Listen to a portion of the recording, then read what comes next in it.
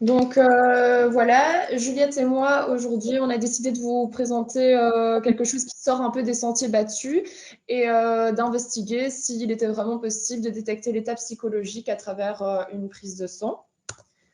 Donc en guise d'introduction, je voulais parler de la définition de la santé mentale qui est donnée par l'OMS. Parce qu'en fait, la santé mentale, c'est quelque chose qui fait partie intégrante de la santé et ce, depuis pas énormément de temps. Et donc, l'OMS stipule que la santé est un état de complet de bien-être physique, mental et social et qui ne consiste pas uniquement en une absence de maladie ou d'infirmité comme ça a pu être le cas auparavant. Donc, nous allons commencer par le premier point de vue. Quand les choses vont mal mentalement, quel impact cela peut-il avoir biologiquement parlant? Tout d'abord, le sujet du côté négatif étant extrêmement vaste, j'ai choisi de focaliser la recherche de la littérature sur la dépression, l'anxiété et dans une moindre mesure le burn-out. Donc la dépression est définie par l'OMS comme étant une tristesse permanente, un manque d'intérêt ou de plaisir pour des activités auparavant enrichissantes ou agréables, avec comme symptômes associés un manque de sommeil et d'appétit, et elle toucherait environ 5% de la population mondiale. C'est également une des principales causes d'arrêt maladie et contribue beaucoup à la charge de morbidité mondiale. L'anxiété est également extrêmement répandue, puisqu'elle toucherait environ 4% de la population mondiale, et elle est définie par un sentiment de peur, d'inquiétude, ainsi qu'une vraie tension physique. Donc le burn-out, lui, est un phénomène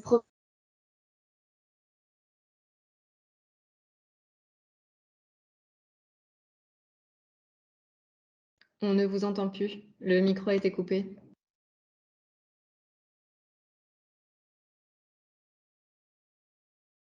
motivation intense et bien évidemment à une diminution de l'efficacité. Donc les maladies mentales sont un fardeau extrêmement lourd à la société, étant donné qu'en 2018, on estimait le coût à plus de 600 milliards d'euros en Europe, avec à l'heure active très peu de marqueurs biologiques pour diverses raisons, les principales étant le coût important de la recherche, l'extrême hétérogénéité des populations souffrant de ces maladies, la complexité des mécanismes physiopathologiques sous-jacents, ainsi que des profils d'évolution multiples et variables. Une autre raison pour laquelle il existe très peu de biomarqueurs est la difficulté à prouver une relation de causalité entre maladie mentale et une augmentation-diminution d'un marqueur précis. On peut bien sûr montrer un lien entre les deux, mais il est toujours très délicat de savoir s'il s'agirait d'une cause, d'une conséquence, ou bien même s'il existe un facteur confondant expliquant le lien. Les seules études prouvant un lien de causalité sont des études interventionnelles randomisées en double aveugle, mais il en existe très peu dans le cas des marqueurs biologiques, notamment à cause de leur complexité à mettre en place. Donc, dans un contexte aussi compliqué que ce sujet, j'ai simplement pu m'efforcer de mettre en évidence des liens démontrés entre maladie mentale et certains marqueurs. Donc, on va commencer par l'immunité. Pour la dépression, il a été montré dans de nombreuses études qu'elle s'accompagne d'une réponse inflammatoire par une augmentation de certaines cytokines pro-inflammatoires comme l'interleukine 6, 17A et 12, et par une augmentation des globules blancs en général, en particulier les polynucléaires neutrophiles. Pour l'anxiété, les choses sont un peu moins claires, mais donc en partant du principe que les leucocytes sont des acteurs importants de l'immunité, des chercheurs ont aussi réalisé des immunophénotypages sur des patients souffrant de dépression.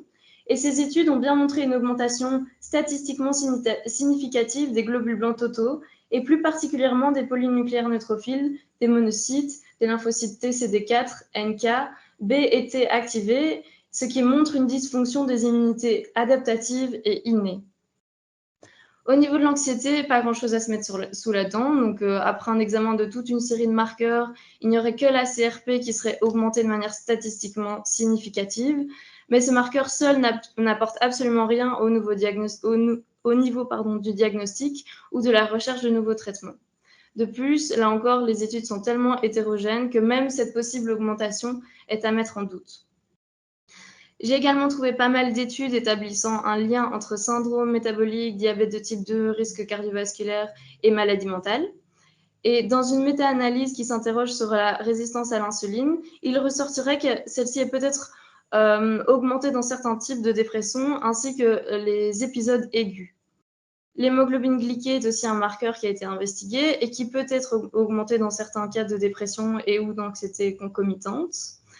Et les adiponectines pourraient être aussi des marqueurs intéressants car elles sont négativement corrélées avec l'obésité, mais on a trouvé une augmentation possible en cas de dépression.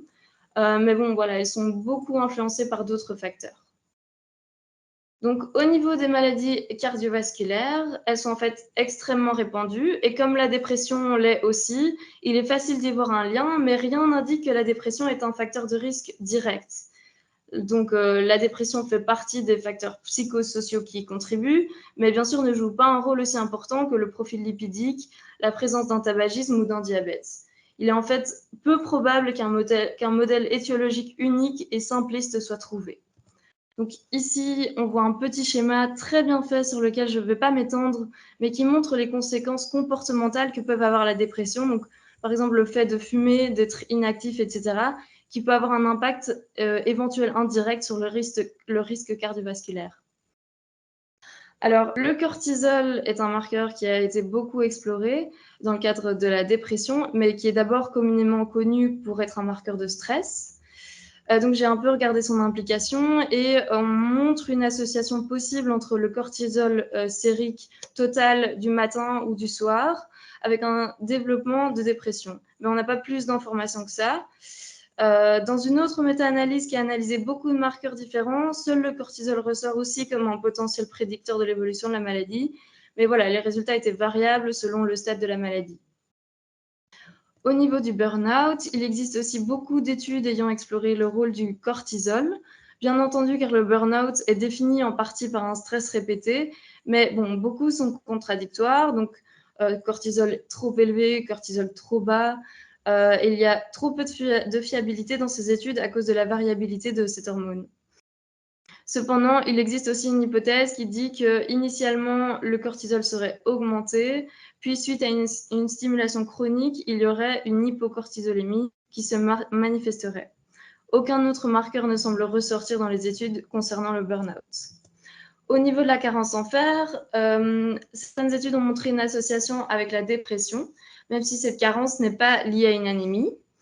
Donc, supplémenter des patients carencés souffrant de dépression améliorerait certains symptômes comme une meilleure qualité de sommeil, une meilleure humeur générale et une diminution de la fatigue. Donc, en résumé, vous l'aurez compris, des biomarqueurs ont peu de chances d'avoir un sens clinique parce qu'il s'agit d'un vaste champ hétérogène comprenant beaucoup de processus biologiques différents. On pourrait éventuellement mesures répétées dans le temps ou alors des dynamiques associées à la clinique. Biologique, marqueurs comportementaux. Je passe maintenant la parole à Beverly. Donc, après avoir investigué à quel point les comportements plutôt de type négatif avaient un impact au niveau sanguin, j'ai décidé d'investiguer plutôt le volet positif et de voir si quand on va mieux, globalement, est-ce qu'il y a ou pas des différences. Étant donné que c'est finalement assez peu investigué dans la littérature, j'ai décidé d'étayer quelques études qui traitaient du sujet. Donc, la première étude va traiter du diabète. Donc, petit rappel sur le diabète, c'est quand même une maladie qui est en augmentation drastique dernièrement. Donc, le dernier chiffre que j'ai trouvé en 2014 notait 422 millions de personnes qui étaient atteintes de diabète au niveau J'ai fait un petit topo des critères diabète recensés pour la maladie et je voulais insister en fait sur les recommandations de l'OMS pour éviter le développement de cette maladie, qui insiste sur l'importance d'avoir des comportements de vie, des habitudes alimentaires ou de sport, etc., qui ont un impact pour prévenir et retarder l'apparition de cette maladie-là. Il y a aussi des études qui ont mis en évidence que finalement, environ un tiers des patients diabétiques auraient présenté des problèmes relatifs à leur santé mentale, comme des tensions nerveuses, des dépressions ou encore un manque de bonheur à certains moments de leur vie. Donc ici, l'étude, ils sont partis avec un échantillon de 136 personnes diagnostiquées diabétiques depuis plus d'un an. Elle a été... Ils ont exclu certains patients qui avaient des maladies psychologiques sévères, des épisodes de coma diabétique ou des déformations physiques. Ils sont venus chez ces patients mesurer ce qu'ils ont appelé l'état sur un questionnaire du bonheur de Oxford, qui a été approuvé comme fiable et valide au sein de la population étudiée. Ce questionnaire, il était sous forme de QCM et après, il y avait un score qui était établi qui permettait d'évaluer le degré de bonheur ou de tristesse chez chacun. Ils ont aussi mesuré le glucose ainsi que l'hémoglobine glyquée au sein des deux groupes. Donc, il y a un groupe contrôle et un groupe interventionnel. Au départ, il n'y avait aucune différence entre ces deux groupes. Ensuite, ils sont venus dans le groupe interventionnel faire 8 sessions de 2 heures d'entraînement à la pleine conscience. Et après 3 mois, ils sont venus investiguer ce qui avait changé ou non. Donc, au départ, comme je vous l'ai dit, il n'y avait pas de différence significative qui était établie entre les deux groupes. Par contre, après intervention, on voit des différences significatives pour l'ensemble des paramètres, avec un niveau de bonheur plus élevé dans le groupe interventionnel, un taux de glucose diminué dans le groupe interventionnel et une hémoglobine glyquée qui était diminuée également. Ils ont voulu un peu pousser la chose plus loin et voir si le taux de glucose et l'hémoglobine glyquée étaient vraiment finalement corrélés au niveau de bonheur. Et donc, avant l'intervention, il n'y a rien de significatif. Par contre, après l'intervention, dans le groupe interventionnel à chaque fois, on a pu mettre en évidence des résultats statistiquement significatifs qui prouveraient du coup qu'il y aurait une corrélation entre le niveau de bonheur, le taux de glucose et entre le niveau de bonheur et l'hémoglobine glyquée. Donc, la méditation pleine conscience, elle est notée comme ayant des aspects bénéfiques, pas que au niveau du diabète, mais au niveau de plein de choses. Donc, il y aurait une diminution de la dépression, de la pression sanguine, du stress, une amélioration de la qualité de vie, ainsi qu'une amélioration de la qualité du sommeil. Alors ensuite, j'ai trouvé une autre étude qui investiguait quant à elle s'il existait une corrélation entre le bien-être et certains marqueurs que j'ai détaillés sur cette dia. Donc cette étude, elle comprenait 7795 participants, hommes et femmes, âgés de 50 ans ou plus. Et ils sont venus comparer donc, le groupe total et après, ils ont scindé en 2 parties, donc hommes et femmes. Et ils se sont amusés également à investiguer s'il y avait un impact ou non de plein de covariables différentes pour pouvoir dire si c'était vraiment significatif ce qui ressortait de cette étude. Alors, ils expliquent que le bien-être psychologique est associé à des schémas d'activité biologique favorables dans toute une série de systèmes physiologiques chez les personnes âgées, jugées âgées selon l'article. Et donc, au niveau de ce qui en ressort, il y a des victoires pour les deux sexes. Il y a des victoires chez les hommes qui montrent quant à eux que le bien-être est associé à une faible adiposité centrale et à des niveaux plus élevés de déhydroépiandrostérone. Et chez les femmes, par contre, on a vu que le bien-être était associé à une diminution de certains marqueurs inflammatoires comme la CRP et le fibrinogène et des taux plus élevés de HDL. Par contre, chez les deux sexes ensemble, et du coup, ce qui était réellement notable, qui pourrait être vraiment fiable, c'était qu'il y avait une corrélation négative entre le bien-être et les triglycérides, donc au sein des hommes et des femmes mis ensemble.